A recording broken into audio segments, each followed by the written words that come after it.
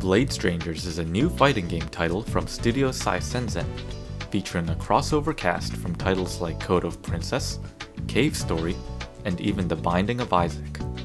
This video will explain the mechanics and playstyle of Blade Strangers to give you a better understanding of whether or not you would enjoy this fighting game. Blade Strangers is a 4-button fighter with a heavy emphasis on the neutral game. Spacing your attacks and maintaining momentum are the most crucial factors of the game. If you've ever played Capcom vs SNK 2, you will likely feel right at home.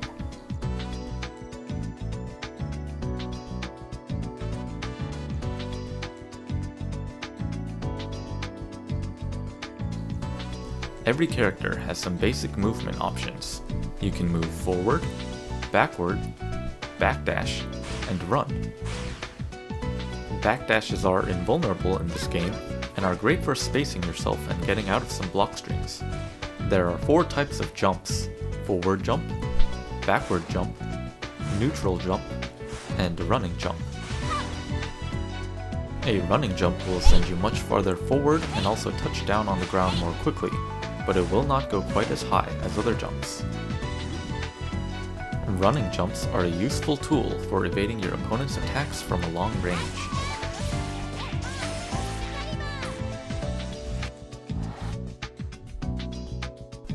An important thing to know is that you cannot block in the air. In addition, anti-air attacks have upper body invincibility, and getting hit in the air leaves you in a juggled state, which can lead to damaging combos. There are lows, overheads, as well as cross-ups and throws. Throws can be teched. Mixing up your options is key to a successful offense. Delaying the timing of your block strings is crucial to throwing off your opponent. Staggering your attacks can give you an opportunity to counter hit or catch a backdash before its invincibility frames kick in. Every attack in Blade Strangers has a height level value. Now, memorizing the height level of every single attack in the game isn't necessary, but understanding that every character has specific moves with invincibility and specific height levels is important. There are 4 universal consistencies. As mentioned before, anti-airs will beat aerials because of their upper body invincibility. The universal overheads are invincible against lows and mid-lows. Sweeps are invincible to mid-highs. 4E is throw invincible and can be used as a throw bait. These interactions apply to every character's universal moves.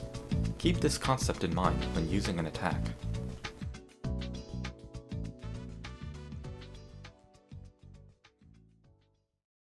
Aside from your light, heavy, and E attacks, you also have special moves.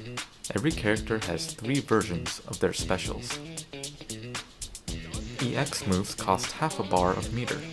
You can stock up to a maximum of 3 bars of meter. EX moves are character specific and drastically change the properties of your specials. Learning the differences between your character's special moves will help level up your gameplay. Projectiles have varying levels of durability. If the level of the projectiles are the same, they will trade with each other. Otherwise, a higher durability projectile will eat the other one. Every character has 2 supers. Supers cost 1 bar of meter each, and are your character's most damaging attacks. At the cost of another bar, you can input the super command a second time for a powered up level 2 super. The properties of different supers vary from character to character. While some supers are invincible on frame 1, other supers don't have any invulnerability at all. For example, Lion Gate's King Geyser is primarily used as a mix-up tool and has no invulnerability frames. Blade Strangers uses a combo gauge system where attacks drain the gauge a preset amount. This includes normals, specials, and throws. The exception to this rule are attacks that require use of the skill gauge. Repeating the same move in a combo will trigger a repetition penalty, which drains the combo gauge more than usual. Drain the combo gauge completely, and you'll see a red glow appear over your opponent's character. This indicates that the opponent can no longer be hit during this state.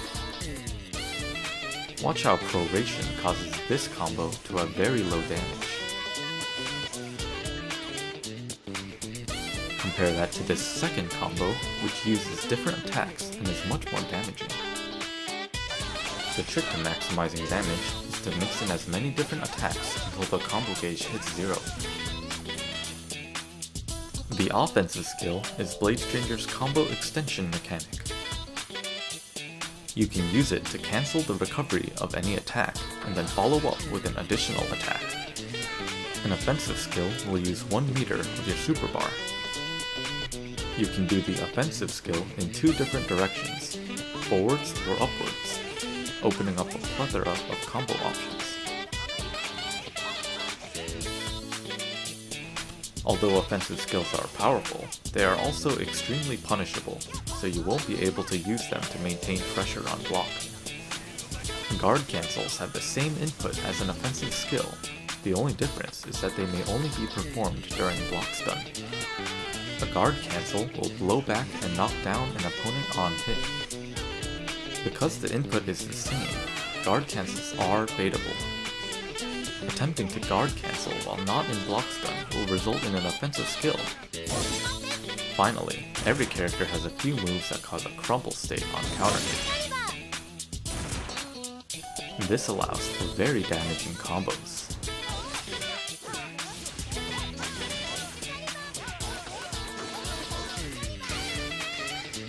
There are 3 different okizeme, or wake-up options in Blade Strangers. Wake Up, Do Nothing, and Wake Up Attack. Wake Up will make your character invincible until they finish their Wake Up animation. This option is risk-free, but you offer a consistent okizeme timing for your attacker. Doing Nothing will delay your Wake Up indefinitely until you decide to wake up.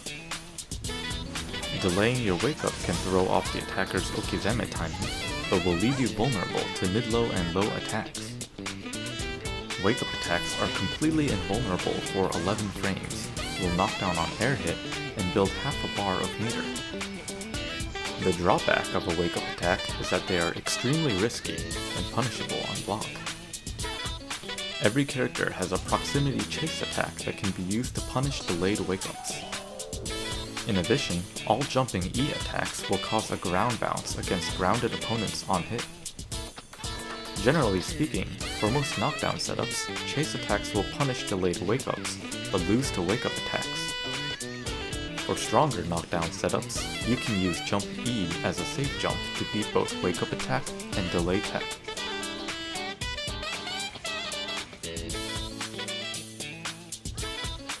Knockdown setups are timing sensitive, so pay close attention to which option you should use in a match.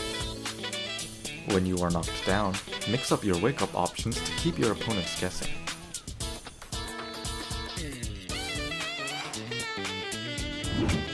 When your character is under 35% health, you gain access to Heat Up for the cost of 1 bar.